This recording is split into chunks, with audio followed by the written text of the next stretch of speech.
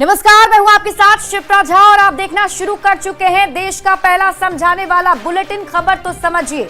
इस prime time के bulletin में हम आपको दिन भर की सबसे चर्चित खबरें दिखाते हैं और खबरों को विस्तार से समझाते भी हैं। तो आइए आज की 4 बड़ी खबरों को पहले शॉर्ट में देख लेते हैं और फिर आगे विस्तार से आपको समझाएंगे। आज बुलेटिन में सबसे पहले बात होगी, नीतीश को ममता नसीहत ना दे, 25 से 30 फिर से नीतीश के मायने समझिए। मोदी के दौरे को ग्रैंड बनाने की तैयारी क्यों है, ये आपको बताएंगे और साथ ही जेएमएम में हेमंत सोरेन की ताजपोशी के मायने आपको समझाएंगे।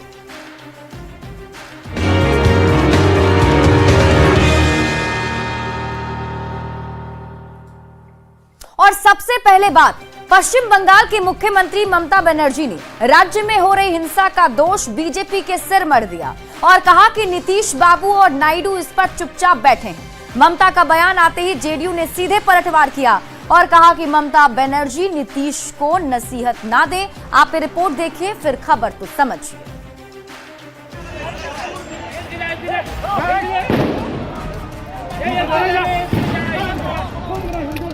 नीतीश बाबू चुपचाप बैठे हैं, पूरा सपोर्ट देता है। क्या तुरंत दे देंगे बीजेपी, तुरंत पावर दे देंगे। इसके लिए, पावर के लिए आपको दिल भी दे सकता है, आपको खून भी दे सकता है। वक्फ संशोधन बिल के विरोध में पश्चिम बंगाल का मुर्शिदाबाद जल रहा है। तोड़फोड़, आगजनी और हिंसा ने लोगों का जीना मुहाल कर रखा है। जान बचाने के लिए कई हिंदू परिवारों को बंगाल से पलायन कर झारखंड के साहिबगंज और पाकुड़ में रिश्तेदारों के यहाँ शरण लेनी पड़ी।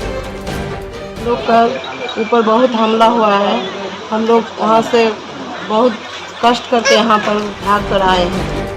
पश्चिम बंगाल में धधक रही हिंसा की आंच से अब बिहार की सियासत भी गरमाने लगी है, क्योंकि पश्चिम बंगाल की मुख्यमंत्री ममता बनर्जी इसके लिए बीजेपी को जिम्मेदार ठहरा रही है। साथ में बिहार के मुख्यमंत्री नीतीश कुमार और आंध्र प्रदेश के मुख्यमंत्री चंद्रबाबू नायडू की चुप्पी पर सवाल उठा रही है। अब देखिए, चंद्रबाबू नायडू चुपचाप बैठे हैं, चुपचाप बैठे हैं। नीतीश बाबू चुपचाप बैठे हैं। नीतीश कुमार पर ममता के बयान पर जेडीयू नेताओं ने तुरंत पलटवार किया और कहा कि नीतीश को ममता बनर्जी नसीहत ना दे, क्योंकि नीतीश के 20 साल के राज में कोई दंगा नहीं हुआ, जबकि पश्चिम बंगाल का हाल पूरा देश देख रहा है। बिहार के मुख्यमंत्री श्री नीतीश कुमार जी को कम से कम ममता बनर्जी जी से तो नसीहत लेने की जरूरत है। ममता बनर्जी के आरोपों पर बीजेपी नेताओं ने भी पलटवार किया है। बंगाल में जो आज खून खराबा हो रहा है बड़े पैमाने पर, वहां के माननीय मुख्यमंत्री के संरक्षण में हो रहा है। मुर्शिदाबाद अभी भी तनाव के हालात बने हुए हैं। जिंदगी मानो पटरी से उतर गई हो। आम लोगों की चहलकदमी से ज्यादा मुर्शिदाबाद की सड़कों पर सुरक्षा बलों की संख्या दिख रही है। दूसरी ओर राजनीतिक दलों के नेता एक दूसरे पर आरोप प्रत्यारोप में लगे हैं। पटना से संवाददाता अमित कुमार, हाजीपुर से प्रफुल्ल और दिल्ली से अमितेश सिंह के साथ ब्यूरो रिपोर्ट, न्यूज़ 18। और आइए अब खबर को समझ लेते हैं। जेडीयू नेता क्यों कह रहे कि नीतीश कुमार को ममता बनर्जी से नसीहत देने की जरूरत नहीं है, इसको समझने के लिए सबसे पहले आपको पश्चिम बंगाल के हालात को समझना होगा। देखिए, वक्फ कानून के खिलाफ पश्चिम बंगाल में प्रदर्शन शुरू हुआ और ये प्रदर्शन अब हिंसा में तब्दील हो चुका है। पहले बड़े पैमाने पर मुर्शिदाबाद में हिंसा हुई और उसके बाद ये हिंसा बढ़ते बढ़ते दक्षिण 24 परगना तक चली गई और उसे भी अपनी चपेट में ले लिया। 10 से 12 अप्रैल के बीच मुर्शिदाबाद में हिंसा हुई। पगलाई भीड़ ने पिता पुत्र की पहले हत्या की और हालात इतने ज्यादा भयावह हो गए कि वहां पर मौजूद हिंदुओं को पलायन करने को मजबूर होना पड़ गया। मुर्शिदाबाद में हिंसा के बाद हिंदुओं ने पलायन करना शुरू किया और वहां से पलायन कर वो झारखंड के साहिबगंज और पाकुड़ पहुंचे। अपने रिश्तेदारों के यहां उन्होंने शरण ली। अब बंगाल हिंसा के बाद ममता बनर्जी वक्फ बिल को लेकर बीजेपी पर निशाना साध रही हैं। हिंसा के लिए ममता बनर्जी बीजेपी पर आरोप लगा रही हैं और साथ ही साथ बिहार के मुख्यमंत्री नीतीश कुमार और आंध्र प्रदेश के सीएम चंद्रबाबू नायडू पर भी तंज कस रही हैं, ये कहते हुए कि नीतीश और नायडू चुप क्यों हैं। आरोप पर जेडीयू की तरफ से भी करारा जवाब ममता बनर्जी को दिया गया और कहा गया कि नीतीश कुमार को नसीहत ममता बनर्जी तो ना दें, क्योंकि बिहार में पिछले 20 साल से नीतीश कुमार की सरकार है और 20 साल में दंगे नहीं हुए, जबकि पश्चिम बंगाल में ममता का शासन फेल है और पूरा देश इसे देख रहा है। जेडीयू ने यह जवाब ममता बनर्जी को दिए हैं। अब हम आपको आंकड़ों के जरिए ममता बनर्जी और नीतीश कुमार के शासन के अंतर को समझाते हैं। देखिए, नीतीश सरकार के 20 साल के शासन में कोई भी बड़ा दंगा नहीं हुआ है, जबकि मीडिया रिपोर्ट्स के अनुसार 2021 में पश्चिम बंगाल में सांप्रदायिक हिंसा के 30 मामले हुए हैं। 2022 में तो ये आंकड़े और ज्यादा बढ़ गए। 2022 में बंगाल में सांप्रदायिक हिंसा के 35 मामले सामने आए। जेडीयू नेताओं का कहना है कि नीतीश ने मुसलमानों के लिए बहुत काम किए। यही नहीं, भागलपुर दंगों के दोषियों को सजा भी नीतीश कुमार ने दिलाई है। तो वहीं दूसरी ओर बीजेपी नेताओं का साफ साफ कहना है कि ममता सरकार की वजह से दंगे हुए हैं और पश्चिम बंगाल सरकार का उपद्रवियों को शय है। सीधे बीजेपी ममता बनर्जी पर आरोप लगा रही है और कह रही है कि वहां के सत्ता के संरक्षण मिलने पर ये सभी उपद्रवी हंगामा कर रहे हैं। बढ़ते हैं आगे और बात अगली खबर की। बिहार विधानसभा चुनाव में भले ही अभी 6 महीने की देरी हो, लेकिन एनडीए के नेता पूरी तरह से चुनावी मोड में आ चुके हैं। बुधवार को मुख्यमंत्री नीतीश कुमार के सरकारी आवास एक अणे मार्ग में बीजेपी और जेडीयू के नेताओं ने जंगल राज से लेकर सुशासन तक की कहानी पर आधारित डॉक्यूमेंट्री फिल्म देखी। वहीं पटना में जेडीयू दफ्तर के बाहर सीएम नीतीश कुमार के बड़े बड़े होर्डिंग्स लगाए गए, जिस पर लिखा है 25 से 30 फिर से नीतीश। पीएम नरेंद्र मोदी और गृह मंत्री अमित शाह से लेकर बीजेपी का हर बड़ा छोटा नेता बिहार में नीतीश के नेतृत्व में चुनाव लड़ने का ऐलान कर चुका है। वैकेंसी ही नहीं है, नीतीश कुमार की मुख्यमंत्री हैं और आगे भी। खुद नीतीश कुमार के बेटे निशांत कुमार ने मंगलवार को इस बात का जिक्र किया। अमित शाह अंकल आए, उन्होंने भी कहा कि पिताजी रहेंगे सीएम फेस। चुनाव की तैयारियों को लेकर एनडीए ने पूरे राज्य में अभियान चलाया हुआ है, जिसमें सभी घटक दलों के नेता नीतीश कुमार का गुणगान करते दिख रहे हैं। इसी कड़ी में बुधवार को 2 बातों की चर्चा पूरे बिहार में हुई। पहली ये कि चुनाव की तैयारी में पूरी तरह जुट चुकी बीजेपी और जेडीयू के नेताओं ने मुख्यमंत्री आवास में एक साथ बैठकर जंगल राज से लेकर सुशासन तक की कहानी पर आधारित डॉक्यूमेंट्री फिल्म देखी। तो दूसरी चर्चा जेडीयू दफ्तर के बाहर लगे बड़े बड़े होर्डिंग की हो रही है, जिन पर लिखा है 25 से 30 फिर से नीतीश। ये 25 से 30 फिर से नीतीश। यहाँ पे देखिए पोस्टर लगा दिया गया है। दूसरा पोस्टर जो है रोजगार मतलब नीतीश सरकार है, और यहाँ ये पोस्टर जो है वो जनता दल यूनाइटेड ये कार्यालय है, प्रदेश कार्यालय, और यहीं पे ये पोस्टर लगाया गया है कि 25 से 30 फिर से नीतीश। 25 से 30 फिर से नीतीश स्लोगन वाले होर्डिंग के साथ जेडीयू दफ्तर के बाहर 2 और होर्डिंग लगाए गए हैं। एक में लिखा है रोजगार का मतलब नीतीश सरकार और दूसरे पर लिखा है बहन बेटियों के सपने साकार, धन्यवाद नीतीश सरकार। यानी 2025 विधानसभा चुनाव में भले ही 6 महीने से ज्यादा का समय बाकी है, राजनीतिक दल पूरी तरह चुनावी मोड में आ चुके हैं। न्यूज़ 18 के लिए पटना से अमित कुमार के साथ ब्यूरो रिपोर्ट। और अब आप खबर तो समझिए, 25 से 30 फिर से नीतीश के मायने आपको समझाते हैं। देखिए, स्लोगन बताता है कि नीतीश कुमार बिहार के मुख्यमंत्री हैं। 2025 में नीतीश कुमार ही एनडीए का चेहरा है और 2025 से लेकर 2030 तक नीतीश ही एनडीए सरकार में सीएम रहेंगे।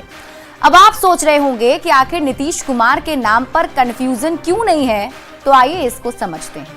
देखिए, पीएम मोदी एनडीए के सबसे बड़े नेता हैं और पीएम मोदी ने सीएम नीतीश कुमार को लाडला सीएम कहा था। आपको पीएम का वो बयान याद होगा। इसके बाद बीजेपी में दूसरे सबसे पावरफुल नेता हैं केंद्रीय गृह मंत्री अमित शाह। अमित शाह बीजेपी के चाणक्य माने जाते हैं। अमित शाह ने नीतीश कुमार के नेतृत्व में चुनाव लड़ने की बात कह दी है। फिर सम्राट चौधरी, जो कि बिहार के डिप्टी सीएम हैं, सम्राट चौधरी ने कहा कि बिहार में सीएम पद की कहीं कोई वैकेंसी है ही नहीं। मतलब पहले पीएम मोदी, फिर अमित शाह और बिहार में सम्राट चौधरी की तरफ से कहा गया। चिराग पासवान एनडीए के मजबूत साथी हैं, एनडीए के साथ हैं गठबंधन में। चिराग ने कहा कि बिहार में सीएम पद की कोई वैकेंसी नहीं है। इसके बाद बात कर लीजिए अलग जो अन्य सहयोगी दल है, उपेंद्र कुशवाहा, वो भी एनडीए के साथी हैं। नीतीश कुमार के पक्ष में उपेंद्र कुशवाहा की तरफ से भी कई बार बयान दिया जा चुका है। मांझी भी बता चुके हैं कि नीतीश कुमार के नाम पर कोई कंफ्यूजन नहीं है, यानी कि एनडीए के जो घटक दल हैं, जो सहयोगी दल हैं, उनकी तरफ से भी साफ कर दिया गया है कि नीतीश कुमार के नाम पर कहीं कोई कंफ्यूजन नहीं है।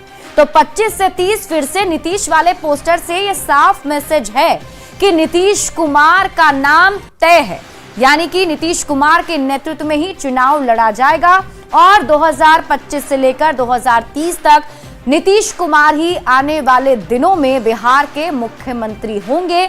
एनडीए की तरफ से ये साफ कर दिया गया है, इसको लेकर कहीं कोई कंफ्यूजन नहीं है। और आपको बता दें कि एक एक करके इन बातों को, इन बयानों को देकर ये साफ करने की कोशिश की जाती रही है। बढ़ते हैं आगे और बात अगली खबर की करेंगे। 24 अप्रैल को प्रधानमंत्री मोदी बिहार दौरे पर आ रहे हैं। चुनावी साल में पीएम मोदी का यह दूसरा बिहार दौरा होगा। पंचायती राज दिवस के मौके पर पीएम बिहार को कई योजनाओं की सौगात देंगे और उनके स्वागत की तैयारी को भव्य बनाने में एनडीए के सभी घटक दलों के नेता जुट गए हैं।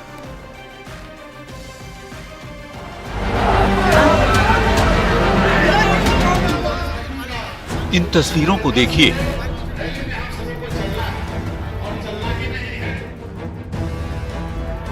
केंद्रीय मंत्री ललन सिंह, केंद्रीय गृह राज्य मंत्री नित्यानंद राय, जेडीयू के कार्यकारी अध्यक्ष संजय झा, डिप्टी सीएम विजय सिन्हा और मंत्री नीरज कुमार बबलू। ये सब नेता जिला जिला जा रहे हैं और 24 अप्रैल को मधुबनी में होने वाले पीएम मोदी के कार्यक्रम का न्योता दे रहे हैं। आपको गांव गांव में जाके हाथ जोड़ के लोगों को निमंत्रण देना पड़ेगा कि मोदी जी का निमंत्रण है, मधुबनी आने का निमंत्रण है। पीएम मोदी की जनसभा में करीब 5 लाख लोगों के जुटने का अनुमान है और इसकी तैयारी में बीजेपी के साथ ही जेडीयू, एलजेपी, आरवी, हम, आरएलएम के नेता लगे हुए हैं। बिहार विधानसभा चुनाव से पहले हो रहे पीएम के इस कार्यक्रम को ऐतिहासिक बनाने की पूरी तैयारी है।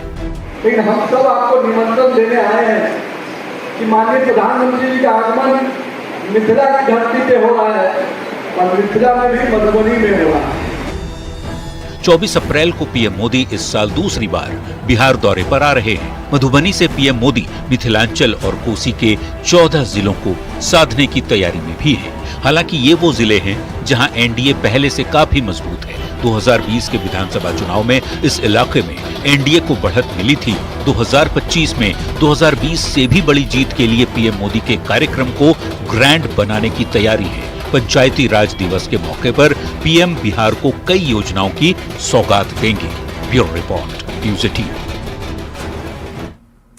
और आइए अब पीएम मोदी के दौरे की ग्रैंड तैयारी के मायने आपको समझाते हैं। देखिए 24 अप्रैल को मधुबनी में पीएम मोदी का कार्यक्रम होने जा रहा है और एनडीए के सभी घटक दलों ने पूरी ताकत झोंक दी है। बड़े बड़े नेता जो हैं वो अलग अलग जिलों में जा रहे हैं, लोगों को न्योता दे रहे हैं, उन्हें बुला रहे हैं। और इसी साल विधानसभा का चुनाव है।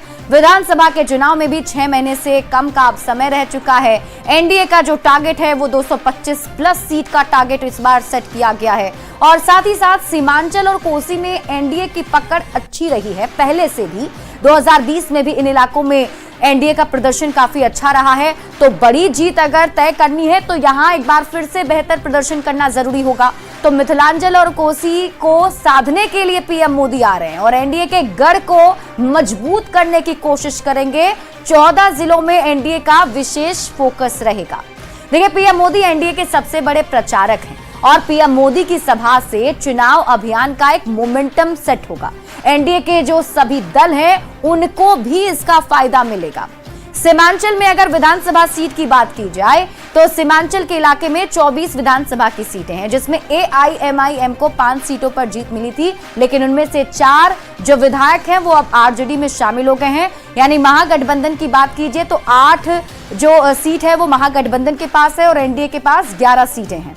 कोसी में विधानसभा सीट की अगर बात करें तो कोसी इलाके में 13 विधानसभा की सीटें हैं, जिनमें से एनडीए के पास 10 सीट है और महागठबंधन के पास फिलहाल 3 सीट है। मिथिलांचल की बात कर लीजिए। मिथिलांचल में 4 जिलों की 40 विधानसभा की सीट, जिसमें दरभंगा, मधुबनी, समस्तीपुर और सीतामढ़ी ये जिले हैं और यहां पर जो 40 विधानसभा की सीट है उसमें से एनडीए के पास 30 है और महागठबंधन के पास 10 सीटें हैं। तो पहले से ही चुनाव में अच्छा प्रदर्शन बीजेपी का और एनडीए का इन इलाकों में रहा है। यही वजह है कि उस पर वापस वही प्रदर्शन दोहराने की तैयारी है। बढ़ते हैं आगे और बात अगली खबर की। झारखंड में हेमंत सोरेन एक बार फिर मजबूत होकर उभरे हैं। चुनाव जीतने के बाद सरकार पर तो उनकी पकड़ मजबूत थी ही, अब जेएमएम की कमान भी पूरी तरह से उन्होंने अपने हाथ में लेने के बाद एक संगठनकर्ता के तौर पर भी अपनी पहचान मजबूत की है। विपक्ष के लगातार वंशवाद के आरोपों के बावजूद हेमंत की हिम्मत को फिलहाल चुनौती देने वाला कोई नजर नहीं आ रहा। ये रिपोर्ट देखिए। से परेशानी है क्या भाजपा को? जो वंश का वारिस है वही नेता है। कि परिवारवादी पार्टी साल 2024 विधानसभा चुनाव के बाद 2025 में जेएमएम का 13वां अधिवेशन झारखंड के सियासी इतिहास में एक बड़ी तारीख के रूप में याद किया जाएगा। कम से कम हेमंत सोरेन के लिहाज से जरूर ही पहले विधानसभा चुनाव में महागठबंधन की प्रचंड जीत और अब जेएमएम के अधिवेशन में पार्टी का केंद्रीय अध्यक्ष हेमंत सोरेन और भी मजबूत बनकर उभरे हैं। सरकार के साथ साथ संगठन में उनकी पकड़ और पैठ पहले से कहीं ज्यादा मजबूत हुई है। दोनों मोर्चे पर फिलहाल उन्हें चुनौती देने वाला कोई नजर नहीं आ रहा।